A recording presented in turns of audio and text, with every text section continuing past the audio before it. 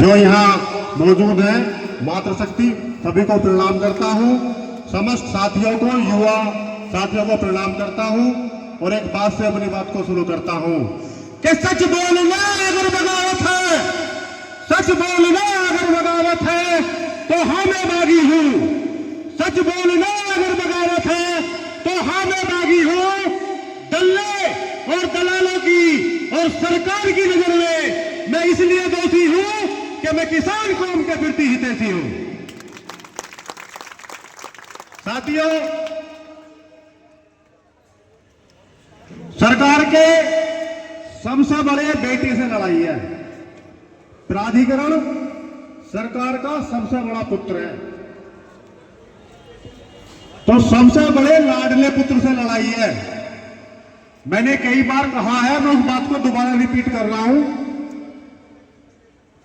कि हरियाणा के एक सामाजिक कार्यकर्ता की एक वीडियो आ रही थी और वो एक यूट्यूबर को अपना इंटरव्यू दे रहे थे।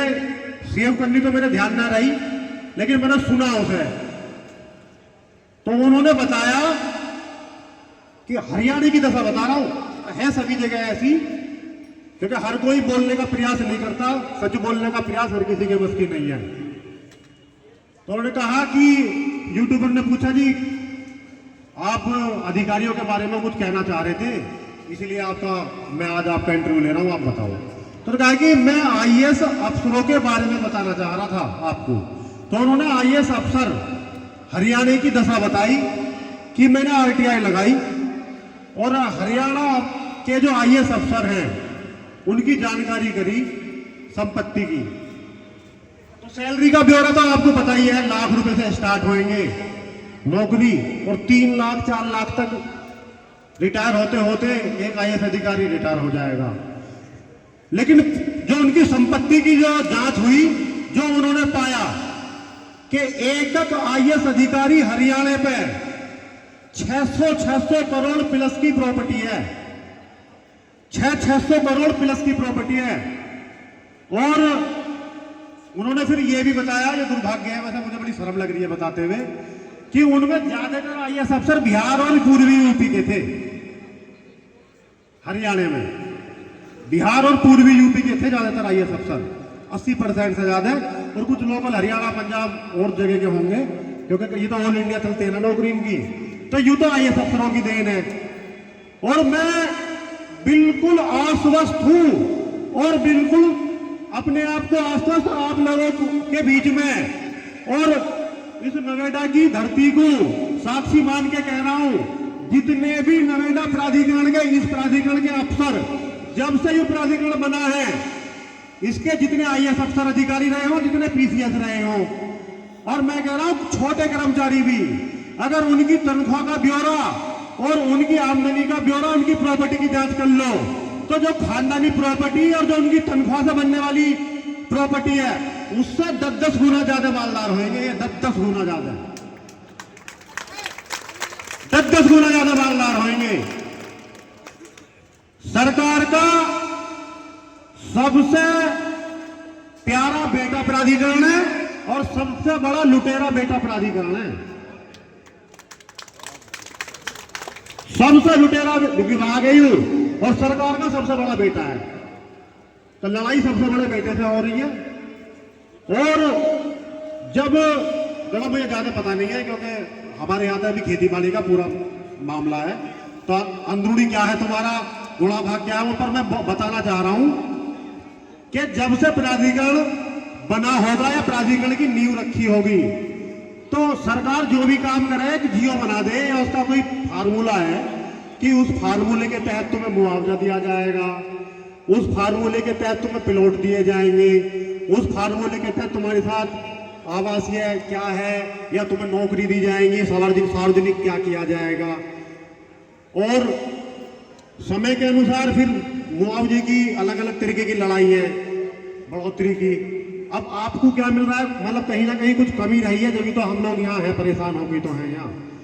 तो मुझे तो कुछ ऐसा पता है कि मैंने तो हापुड़ में देखा है, प्राधिकरण की वहाँ थोड़ी सी लड़ाई है और कुछ साथी हैं उन्हें जल्दी सफाई उस लड़ाई से भी अवगत कराएंगे। तो वहां मैंने ये देखा है जिनकी प्राधिकरण में सेटिंग है, बुरा तो कोई मानियो मत ना, और बुरा मानने वाली बात ना कहीं भी ना मैं मानने का ना हूं। जो प्राधिकरण की सेटिंग के आदमी है, किसी का प्लॉट पड़ा है गाँव में, प्राधिकरण के अंडर में गाँव है, मेरी रिश्तेदारी के गाँव है हापुड़ में, कई छेजा सबली डीएम ऑफिस सबली में ही है मेरी रिश्तेदारी है, वहाँ मेरी बहन की ससुराल भी वही है और बहुत सारी रिश्तेदारी है। जो जी मेरा प्लॉट आ रहा, पता ना किसने जाके कही जेसीबी लेके वो पंजा मार गए, मैं जाएगा कहाँ आदमी, या तो उस आदमी के द्वारा जाएगा जो आंदोलन करता है। अब आंदोलन कौन कर रहा है? यूनियन के आदमी। आंदोलन तो यूनियन के आदमी करेगा है, या फिर मौजूदा सरकार में जो नेतागर्दी कर रहे हैं लोकल, उनके पास जाएगा, दो तरह के आदमी के पास ही जाएगा। ज्यादातर किसान संगठनों के लोगों की आदत देखी गई कि मैं करा दूंगा तेरा सेटिंग, मेरी जिम्मेदारी है। अरे भैया उस प्लॉट पे पंजा लगवा दिया आपने, आप और 10-20 लाख उस आदमी से आज लिए, प्लॉट वही का वही है, अब प्राधिकरण की लड़ाई वही की वही है, यू लड़ाई ज्यादा है। मैं तो हापुड़ की देखी बताऊं, तुम्हारे यहाँ भी ऐसा होता है। उस प्लॉट को बचाने के चक्कर में जो प्लॉट वाला मालिक है 10-20 लाख रुपए को डंगा जाएगा कि मुझे बचा दो, पड़ोसी पिट जावे, मेरा बच जाना चाहिए, चाहे इसकी में फिर जेसीबी का पंजा इसकी में लग जावे। यू भी लड़ाई है प्राधिकरण की, लोकल लोगों से परेशान है आदमी। तो नेतागर्दी भी इस हद तक हो कि अपनों का फायदा हो, नुकसान ना हो, और जिससे नुकसान हो रहा हो और अपने लिए नेतागर्दी कर रहे हो तो जवाब ही आना, ऊपर भी देना, कब तक खाओगे, ऊपर भी जवाब होना है। अरे ज्यादा उम्र का है यहाँ के आदमी की 70 साल होगी ज्यादा से ज्यादा, यहाँ तक बिल्कुल जो उसमें हो प्रदूषण में 70 से ज्यादा जीना ना है, तो जवाब तो ऊपर भी देना, अदालत ऊपर भी है।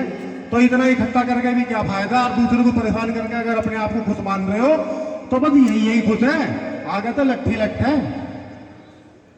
ये लड़ाई है ज्यादातर।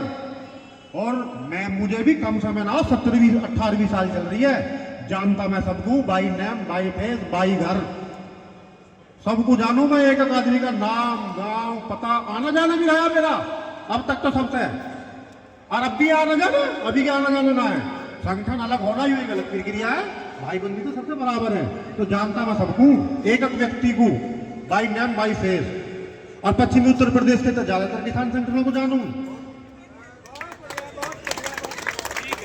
तो लड़ाई लड़नी बहुत जरूरी है, और अगर लड़ाई नहीं लड़ोगे तो तुम्हें आने वाली पीढ़ी भी याद ना करेंगी। वे लोग कहेंगे लड़ाई लड़के ना गए, हमें मरवा के गए, हमें फंसवा के चले गए।